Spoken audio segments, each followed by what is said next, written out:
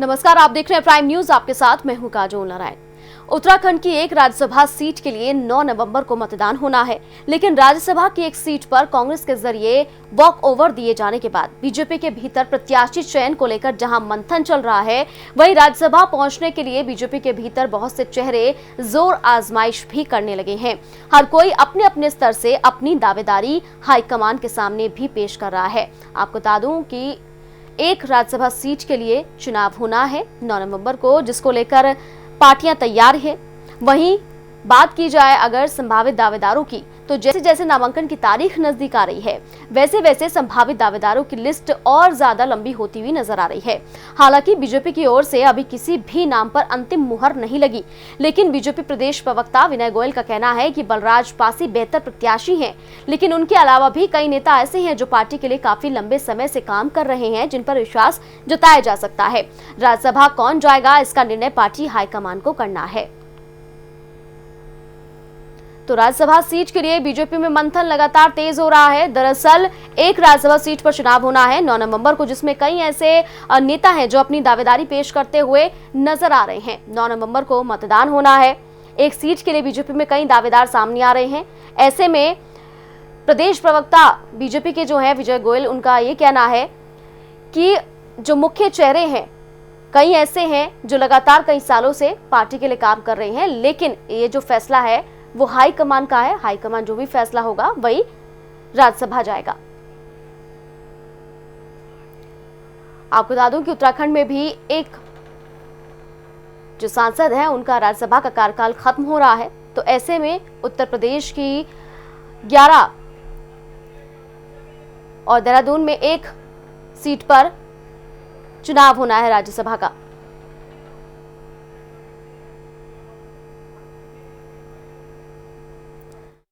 Bharatiya Janata party दुनिया की से जिला सहकारी बैंक ने कॉर्पोरेटिव बैंक की शाखा खोली है। इस सहकारी बैंक की शाखा का उद्घाटन कार्यक्रम में प्रदेश के सहकारिता राज्य मंत्री धन सिंह रावत ने शिरकत की।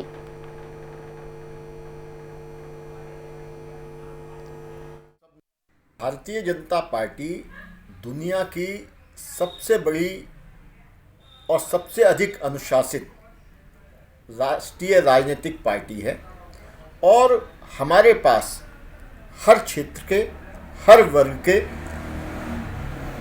बहुत महत्वपूर्ण और बहुत वरिष्ठ कार्यकर्ता उपलब्ध हैं। जोशीमठ के बद्रीनाथ धाम में नाबार्ड के सहयोग से जिला सहकारी बैंक ने कॉर्पोरेटिव बैंक की शाखा खोली है। इस सहकारी बैंक की शाखा का उद्घाटन कार्यक्रम में प्रदेश के सहकारिता राज्य मंत्री धन सिंह रावत ने शिरकत की। उद्घाटन कार्यक्रम में नाबार्ड के अध्यक्ष GR चिंताल, मुख्य महाप्रबंधक ज्ञानेंद्र मणि भी मौजूद रहे। इस मौके पर बद्रीनाथ विधायक महेंद्र नाथ भट्ट ने सभी का भव्य स्वागत किया। बद्रीनाथ में बैंक की शाखा खुलने से लोगों में खुशी देखने को मिल रही है। तो जोशीमठ की तस्वीरें आप देख रहे हैं, जहां पर बद्रीनाथ धाम में कॉर्पोरेटिव बैंक की शाखा खुली है। नाबार्ड के सहयोग से जिला सहकारी बैंक ने शाखा खोली है। उद्घाटन कार्यक्रम में राज्य मंत्री धन सिंह रावत ने शिरकत की और यहां पर लोगों में काफी खुशी का माहौल है, क्योंकि उन्हें काफी दूर तक बैंक जाना पड़ता था, लेकिन उनके क्षेत्र में बैंक खुलेगा तो इससे उन्हें बहुत बड़ी राहत मिल सकती है।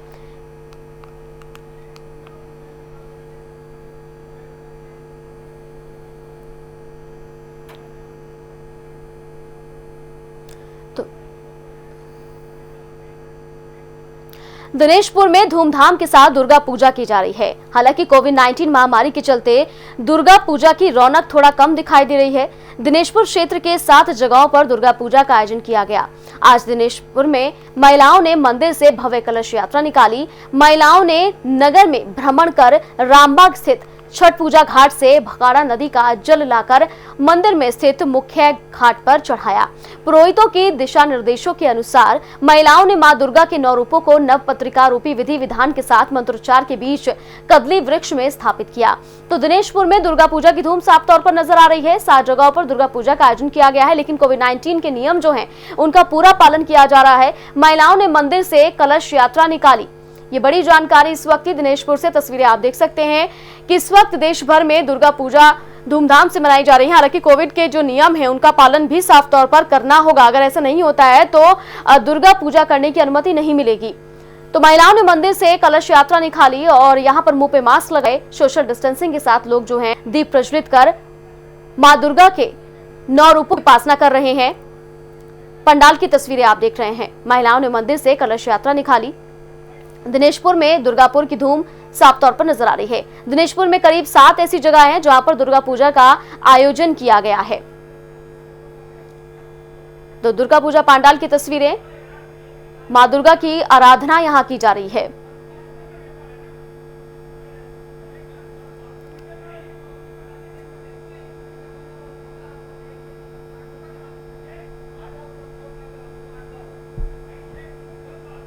तो दिनेशपुर की तस्वीरें आप देख रहे हैं। दिनेशपुर में दुर्गा पूजा की धूम साफ तौर पर नजर आ रही है। 7 जगहों पर दुर्गा पूजा का आयोजन हुआ है। रुड़की के दोनों कोतवाली क्षेत्र सहित लादर देवा शेख में भी आज विजिलेंस की टीम ने छापेमारी की, जहां विजिलेंस की टीम ने दर्जनों लोगों के घरों में चोरी से बिजली का इस्तेमाल करते हुए पकड़ा। वहीं एक गांव में विजिलेंस की टीम का कनेक्शन काटने के विरोध में घेराव भी किया गया, जिसके बाद स्थानीय पुलिस ने मौके पर पहुंचकर स्थिति को काबू किया। दरअसल रुड़की के ग्रामीण क्षेत्रों में विद्युत विभाग के कुछ लाइनमैन अधिकारियों से मिलीभगत कर बिजली चोरी की वारदात में शामिल हैं। विजिलेंस एसपी हरवंश सिंह का कहना है कि सघन चेकिंग अभियान के तहत तकरीबन 50 लोगों को बिजली चोरी करते हुए पकड़ा गया, जिनके खिलाफ बिजली चोरी का मुकदमा दर्ज कराया गया। तो रुड़की में विजिलेंस टीम की छापेमारी साफ तौर पर नजर आ रही है। बिजली चोरी करते 50 लोगों को पकड़ा गया है। लाइनमैन और अधिकारियों की मिलीभगत से बिजली चोरी हो रही है। कई लोग ऐसे हैं जो इसका विरोध भी कर रहे थे, कईयों ने अधिकारियों का घेराव भी किया है, लेकिन यहाँ पर साफ तौर पर यह दिखाई दे रहा है कि अधिकारियों की मिलीभगत से ही बिजली चोरी लगातार हो रही है। करीब 50 लोगों को पकड़ा है, जिनका जुर्माना भी वसूला जाएगा।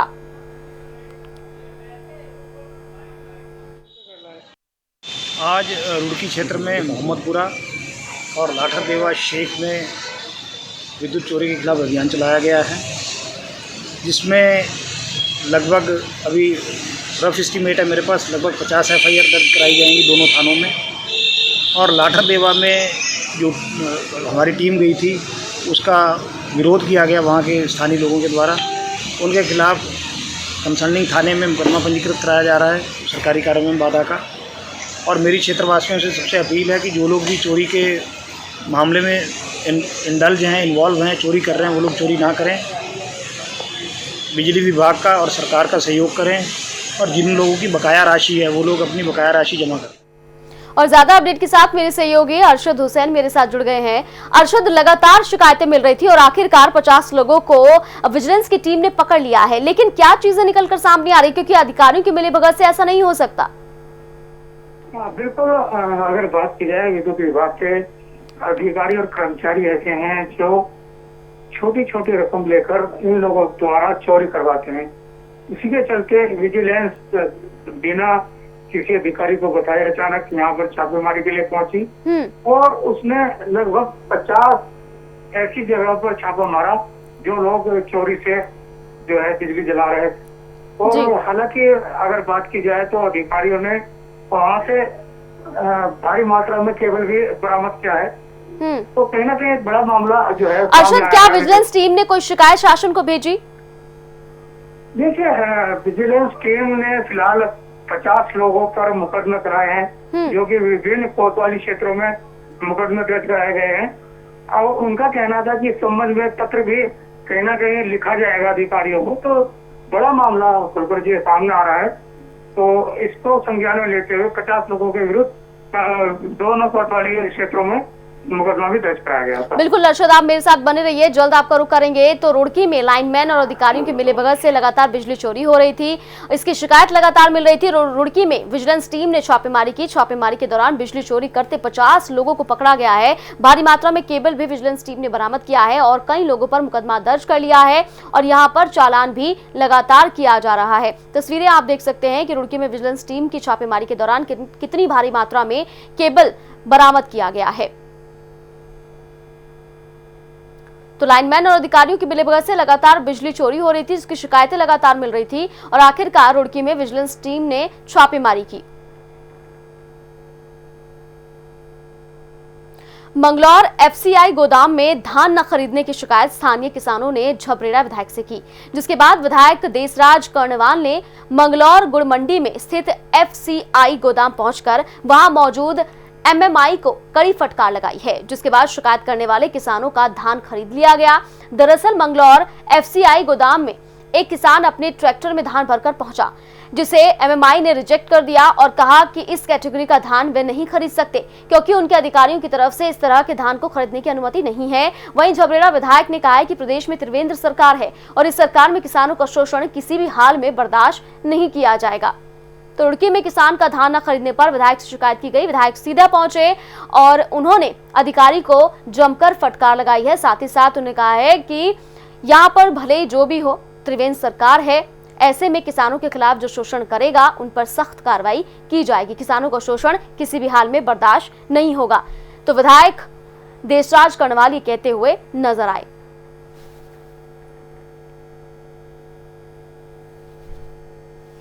तो ढा बताने लगे भाई मैं इसे ट्रैक्टर से उड़ाया गला उड़वाई ट्रैक्टर से, बल्कि उसी जो जिस पर उड़वाई उसके किराए का भी पैसे भी नहीं गए और खेत में इतना अड़ा पड़ा। मैं कहा मैं मेरे लारा मोटरसाइकिल पर बैठो, अगर अड़ा ना लिख आए हो तो 100 जूते, और मैं इसे हंतर टरली को लेकर जा रहा अभी। इसमें ये कहीं पर नहीं लिखा हुआ है हमारे उसमें ऑर्डर में कि काश्तकार का धान अगर मानक से नीचे है तो आप ले लें। काश्तकार जो भी यहाँ आएगा उसका यहाँ पर पहले सैंपल होगा, सैंपल होने के बाद उसका पास हो जाएगा, मॉइस्चर ठीक आ जाएगा, हम उसको नंबर दे दे रहे हैं और नंबर आने पर उसका हम धान ले ले रहे हैं। अगर कोई धान में कुछ किसी भी तरह की कोई कमी है, सफाई नहीं है या कुछ और है तो हम उससे कह दे रहे हैं कि भाई आप इसको यहीं पर मौके पर सफाई करिए इसकी, क्योंकि देखिए सीधी सी बात है ये धान जाके हमें आगे हमें इसकी हलिंग करवानी है। अगर धान गलत होगा तो इसका चावल गलत निकलेगा, फिर वही सरकारी सस्ता गल्ला में जाना है, फिर कोई शिकायत आएगी तो वो गलत है। और ज्यादा अपडेट के साथ मेरे सहयोगी अरशद लगातार मेरे साथ बने हुए रुड़की से। अरशद, ये पूरा मामला किस तरह से, क्योंकि किसान यहाँ पर यह आरोप लगा रहा है अधिकारी पर कि वो उनका धान नहीं खरीद रहा है, वहीं अधिकारी की तरफ से कहा जा रहा है कि वो धान खरीदने के लिए तैयार है, लेकिन अच्छी गुणवत्ता वाला अगर धान नहीं होगा तो वहां पर पहले सैंपल लिया जाएगा, टेस्ट किया जाएगा। बिल्कुल, कहीं ना कहीं अगर बात की जाए तो कुछ किसान जो है अपना धान लेकर एफसीआई गोदाम में पहुंचे थे, जिसको लेकर वहाँ के अधिकारी ने उन्हें मना कर दिया धान खरीदने से। उनका कहना था कि धान की 3 कैटेगरी रखी गई हैं, जिनमें वो कैटेगरी बिल्कुल लास्ट वाली है और इस कारण से इस धान को नहीं खरीद सकते। जिसके बाद इन किसानों ने क्षेत्रीय विधायक देसराज कर्णवाल को फोन किया, जिसके बाद विधायक वहाँ पर पहुंचे और उन्होंने जो है इस धान की दिखवाया। उसके बाद उन्होंने आगे भी चेतावनी दी कि इस तरह की परेशानी आगे से किसानों को नहीं होनी चाहिए। वहीं अधिकारियों का कहना है कि वो अपने कैटेगरी के हिसाब से ही ये धान खरीद सकते हैं। जी बिल्कुल, लेकिन अरशद अगर इसी तरह से कैटेगरी के हिसाब से वो धान खरीदेंगे तो फिर किसानों की धान को कौन खरीदेगा, क्योंकि किसान जो फसल उगा रहा है, जो फसल वो बाजार में जाकर बेच रहा है, उसमें उसकी कोई गलती नहीं है। बिल्कुल वाजिब सवाल है। कहीं ना कहीं अगर बात की जाए तो किसानों को भारी मार भी झेलनी पड़ रही है, जो कि बहुत सा धान ऐसा भी है जो किन्हीं कारणों से खराब हो जाता है, पर वहाँ पर इस धान को लेने से मना कर दिया जाता है। तो कहीं ना कहीं किसानों के सामने बड़ी दिक्कतें हैं। इसी संबंध में हमने विधायक से भी इस बात के संज्ञान में डाला है, तो उनका कहना था कि वो इस मामले में मुख्यमंत्री से बात करेंगे और किसानों को किसी तरह की परेशानी नहीं होने दी जाएगी। बिल्कुल, बहुत शुक्रिया अर्शद तमाम जानकारी पहुंचाने के लिए। मसूरी शिफनकोट से बेघर हुए लोगों ने विधायक गणेश जोशी से उनको विस्थापित करने की मांग की है, जिसके बाद विधायक गणेश जोशी ने नगरपालिका पर बड़ा आरोप लगाया। गणेश जोशी ने कहा है कि मसूरी नगरपालिका परिषद के जरिए शिफनकोट के बेघर लोगों को विस्थापित करने के नाम पर गुमराह किया जा रहा है। उन्होंने कहा कि हाल ही में पालिका बोर्ड के जरिए शिफनकोट के लोगों को विस्थापित करने को लेकर मसूरी लक्ष्मणपुरी के पास IDH में जमीन को लेकर शासन को एक प्रस्ताव भेजा गया, लेकिन दुर्भाग्यवश ना तो जमीन के बारे में कुछ विस्तृत जानकारी दी गई और ना ही विस्थापित होने वाले लोगों के बारे में बताया गया है। तो मसूरी पहुंचे विधायक गणेश जोशी, जो कि काफी नाराज नगरपालिका से नजर आए हैं। उनका कहना है कि शिफनकोट से जो लोग बेघर हुए थे उन्हें किसी तरह से विस्थापित नहीं किया गया है और विधायक से लगातार जो बेघर हुए लोग हैं वो गुहार लगा रहे हैं।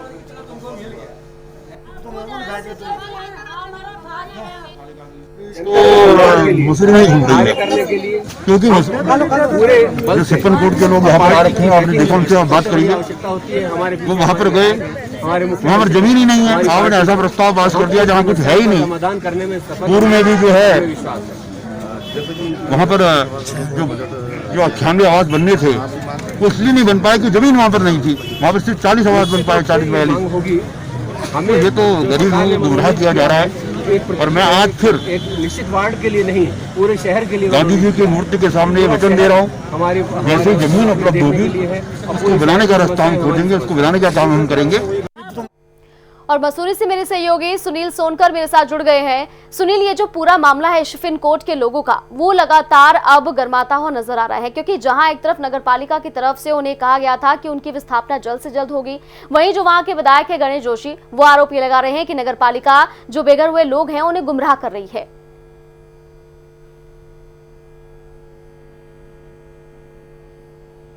सुनील, मेरी आवाज मिल रही है आपको? तो सुनील, मेरी आवाज नहीं पहुंच पा रही है, दोबारा से संपर्क साधने की कोशिश करेंगे। फिलहाल ये पूरा मामला लगातार गर्माता हुआ नजर आ रहा है। विधायक ने नगरपालिका पर आरोप लगाया। उन्होंने कहा कि नगरपालिका जो बेघर हुए लोग हैं उनको धोखा दे रही है, गुमराह करने की कोशिश कर रही है। गढ़वाल सांसद तीरथ सिंह रावत रुद्रप्रयाग पहुंचे, जहां उन्होंने विकास भवन में जिला विकास समन्वय और निगरानी समिति की बैठक ली। बैठक में रुद्रप्रयाग विधायक भरत चौधरी, डीएम वंदना, रेलवे, एनएच के अधिकारी समेत जिला स्तर के सभी अधिकारी मौजूद रहे। बैठक में सांसद ने अधिकारियों को विकास कार्य में तेजी लाने के साथ ही सभी विभागों के विकास कार्यों की प्रगति की रिपोर्ट ली है। बैठक में रेलवे और एनएच के चल रहे प्रोजेक्टों को लेकर रुद्रप्रयाग विधायक ने अपनी नाराजगी भी जताई। सांसद तीरथ सिंह रावत ने कहा है कि सभी विभागों को कार्य की गुणवत्ता के साथ ही समय पर काम पूरा करने के स्पष्ट निर्देश दिए जाते हैं, ताकि वो लगातार प्रयासरत रहें। तो रुद्रप्रयाग पहुंचे सांसद, जहां उन्होंने विकास भवन में जिला विकास समन्वय की बैठक ली और वहीं इस दौरान सांसद तीरथ सिंह ने अधिकारियों के साथ बैठक की है और अधिकारियों को फटकार भी लगाई है, क्योंकि जो पेंडिंग वर्क चल रहे हैं उनमें तेजी लाने के लिए, उनकी गुणवत्ता चेक करने के लिए लगातार वो निर्देशित दे रहे हैं, लेकिन उसके बाद भी कई है जहां पर कुछ काम में कमी देखने के लिए मिल रही है, कुछ काम ऐसे हैं जो तेजी से नहीं हो रहे हैं, कुछ काम ऐसे हैं जिनमें धांधली हो रही है। दिशा की बैठक थी। भारत सरकार की जो योजनाएं हैं उनकी समीक्षा माननीय सांसद जी करते हैं। तो आज जो रेलवे की परियोजना यहाँ पर गतिमान है उसके कुछ मुद्दे थे। हमने रेलवे विकास निगम लिमिटेड से ये मांग की है कि उत्तराखंड सरकार की जो नीति है कि जो भी यहाँ पे कार्यदायी संस्था होगी या जो भी उद्योग यहाँ पे स्थापित करेगा, जो भी यहाँ पे किसी तरह का इन्वेस्टमेंट करेगा, उसमें 70% आरक्षण जो है स्थानीय बेरोजगारों को मिलेगा। तो उसको स्ट्रिक्टली वो फॉलो करें। आज 3 महीने बाद दिशा की बैठक होगी और अनुश्रवण समिति की विकास को लेकर के सभी विभागों के नोडल अधिकारी इसमें आए थे और उनसे विभागों से संबंधित बातचीत हुई। गत बैठक में की समीक्षा और कौन से काम पूरे हुए, कौन से रह गए, चर्चा और आगामी योजना, तो ये सब रहा है। तो मैं कह सकता हूँ कि जो भी विभाग यहाँ पे आए थे सेंटर से भी संबंधित थे, स्टेट से भी संबंधित है, तो सभी से फीडबैक लेते हुए और चर्चा करते हुए और कामों की गुणवत्ता पे जोर दिया गया है और समय पे काम हो जाए, इस पे चर्चा रही है। और रुद्रप्रयाग से मेरे सहयोगी कुलदीप राणा मेरे साथ जुड़ गए हैं। कुलदीप, सांसद तीरथ सिंह काफी नाराज नजर आए हैं, अधिकारियों के साथ बैठक करके जरूरी दिशा निर्देश भी दिए हैं, वहीं जो काम पेंडिंग चल रहे हैं जिनकी गुणवत्ता ठीक नहीं है, इसको लेकर वो काफी नाराज भी नजर आए। जी बिल्कुल, इसमें सबसे पहले जिला विकास भवन में एक निगरानी समिति की बैठक आयोजित की गई थी, जिसमें सांसद की अध्यक्षता में ये निगरानी की बैठक हुई। लेकिन खासतौर पे विकास के जो विकास विभाग है उनकी कामों की मॉनिटरिंग की गई। लेकिन रुद्रप्रयाग आसाम परियोजना की बात करें, रेलवे की बात करें, दोनों विभाग काफी लेट लगी काम कर रहे हैं, जबकि कार्यों में भारी गुणवत्ता विभिन्न काम नजर आ रहे हैं। तो इसको लेकर विधायक बैठक में मौजूद विधायक ने भी अपनी नाराजगी प्रकट की और खासतौर पे जो रेलवे कंपनी है उसको विधायक ने नाराजगी जताते हुए ये कहा है कि जो शुरू में बात वक्त हुआ था कि 100 कि लोग यहाँ के जो स्थानीय बेरोजगार हैं उनको यहाँ पे काम किया जाएगा इन कंपनियों से, लेकिन जो रेलवे कंपनी है वो कहीं भी स्थानीय लोगों को प्राथमिकता दे रही है। ऐसे में विधायक ने साफ तौर पे कहा है कि अगर आने वाले दिनों में ये नहीं की जाती है तो वो धरने पर बैठने की बातें होंगी। और इसके बाद सांसद तेरह सिंह रावत ने भी इन कंपनियों को स्पष्ट निर्देश दिए हैं कि वो जो शुरू में अनुबंध किया गया था तो स्थानीय लोगों को प्राथमिकता की बात की गई थी वो इसे फॉलो करे। तो इस पे सहमति बनी है, बिजली विभाग ने हामी भरी। और आने वाले दिनों में अब क्या हो सकता है, लेकिन फिलहाल जो अन्य विभाग है उनको भी स्पष्ट दिशा निर्देश दिए हैं कि वो समय से कार्य में गुणवत्ता लाएंगे। बिल्कुल, शुक्रिया कुलदीप तमाम जानकारी पहुंचाने के लिए। तो विकास भवन में जिला विकास समन्वय की बैठक हुई है, जहां पर सांसद तेरह सिंह मौजूद रहे, जहां उन्होंने अधिकारियों के साथ बैठक ली, साथ ही साथ अधिकारियों को दिशा निर्देश भी दिए हैं और जो काम ठीक तरीके से नहीं हो रहे हैं उसको लेकर अधिकारियों को फटकार भी लगाई है।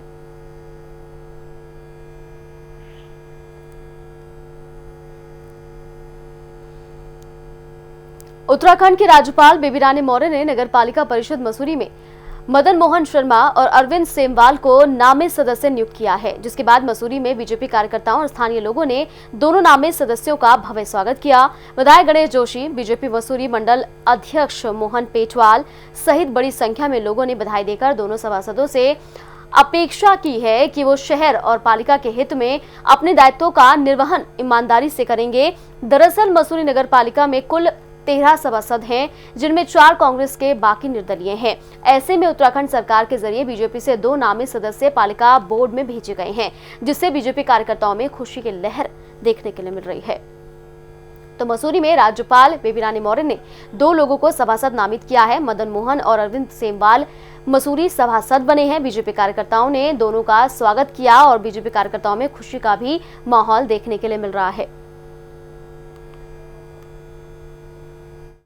लोगों के चैनल के माध्यम से प्रदेश नेतृत्व का माननीय विधायक जी का और मसूरी मंडल का धन्यवाद ज्ञापित करता हूँ कि जिन्होंने हमें इस योग्य समझा है। निश्चित ही हम भी मसूरी के लोग स्थानीय निवासी हैं, हम भी समस्या से परिचित हैं। हमें पता है कि भाई कहाँ क्या दिक्कत है और नगर पालिका की वर्तमान परिस्थिति क्या है। हमारे से जितना भी सहयोग बन पड़ेगा हम शहर में विकास कार्यों के प्रति माननीय विधायक जी की जो योजनाएं हैं उनको आगे बढ़ाने में अपना योगदान बात बुलंद करने के लिए जो है शासन या माननीय विधायक जी ने जो है हमें वहाँ पे भेजा है ताकि जो भी कमियाँ जो भी अनियमितताएं हो रही है हमारी वजह से दूर हो पाए। मैं अपने संगठन का आभार व्यक्त करना चाहूँगा, गणेश जोशी जी का आभार व्यक्त करना चाहूँगा, तो प्रदेश सरकार का आभार व्यक्त करना चाहूँगा जिन्होंने हम पे विश्वास रखा इधर से बना और उनके विश्वास पर, मसूरी की जनता के विश्वास पर और मसूरी की समस्याओं को देखते हुए लगातार गंभीर रूप से कार्य करना होगा, सक्रियता से कार्य करना होगा और जहाँ भी अनियमितता दिखाई देगी उसके विरुद्ध कठोरतम कार्रवाई करने के लिए हम तत्पर रहेंगे और अपनी आवाज उठाते रहेंगे। तो पार्टी और मसूरी के नगर की देहरादून में दुर्गा अष्टमी की धूम देखी जा रही है। लोग बड़े ही धूमधाम के साथ दुर्गा अष्टमी मना रहे हैं। भक्त कन्या पूजन कर उनका आशीर्वाद दे रहे हैं। दरअसल नवरात्रि के दौरान मां के 9 रूपों की पूजा की जाती है।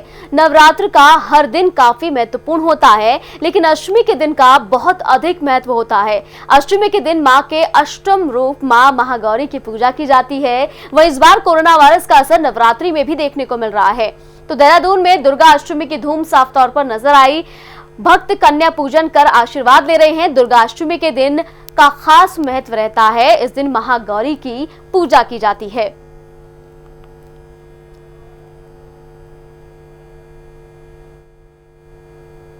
सितारगंज के किसानों की धान की तुलाई न होने से किसान एक बार फिर परेशानी में पड़ गए हैं। सुबह से शाम तक हजारों किसानों के धान तुलाई नहीं हुई, जिससे किसानों में प्रशासन के प्रति गुस्सा लगातार बढ़ता जा रहा है। किसानों के हंगामे के बाद कृषि मंडी अध्यक्ष और किसानों के बीच बैठक हुई, जिसके बाद धान खरीद पर सहमति बन गई है और आज धान खरीद की बात कही गई है। सितारगंज की तस्वीरें। धान की खरीद न होने से किसानों में आक्रोश देखने के लिए मिल रहा है। गुस्साए किसानों ने कृषि मंडी में हंगामा किया। कृषि मंडी अध्यक्ष ने किसानों के साथ एक बैठक ली है।